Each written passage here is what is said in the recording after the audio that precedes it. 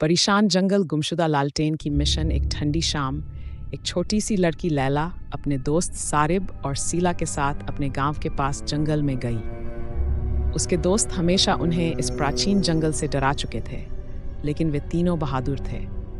उन्हें एक पुरानी लालटेन के बारे में कहानियां सुनाई गई थी, जो रात को जंगल में चमकती थी, और जो भी उसके पीछे जाता था वह पेड़ों में गुम हो जाता था। भूतों जैसी कोई चीज नहीं होती, लैला ने कहा। हंसते हुए वह अंधेरे जंगल में कदम रखी। सारिब ने सिर हिलाया और जोश से कहा, चलो देखते हैं हम वो लालटेन कहाँ पाते हैं। सीला कुछ हिचकिचाई, लेकिन उसके साथ ही चल अपने बैग को मजबूती से थामे हुए। सब साथ रहना, उसने कहा। दूर कहीं एक मंद रोशनी चमक रही थी। वह लालटेन थी। लैला का दिल जोश से धड़कने लगा। मैं ये जानूंगी कि ये क्या है, उसने अपने आप से कहा। सारिब मुस्कुराता हुआ बोला, चलो।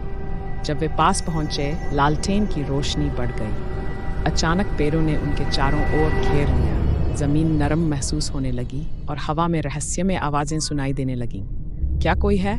लैला ने पूछा, लेकिन कोई जवाब न आया। सीला ने सारिब का हाथ पकड़ा। उसका डर बढ़ रहा था। अचानक लालटेन हिलने लगी। वह हवा में तैरने लगी, जैसे कोई अदृश्य हाथ उसे थामे हुए हो।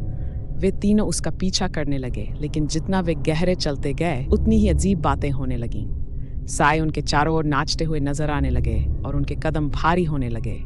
फिर लालटेन रुक गई। वह मंद हुई और फिर बुझ गई। वे तीनों बिल्कुल अंधेरे में डूब गए। हमें वापस जाना चाहिए, सीला ने कांपते हुए कहा। लेकिन जब वे वापस जाने वाले थे, एक नरम आवाज सुनाई दी। डरने की जरूरत नहीं बच्चे, तुम यहाँ सुरक्षित हो।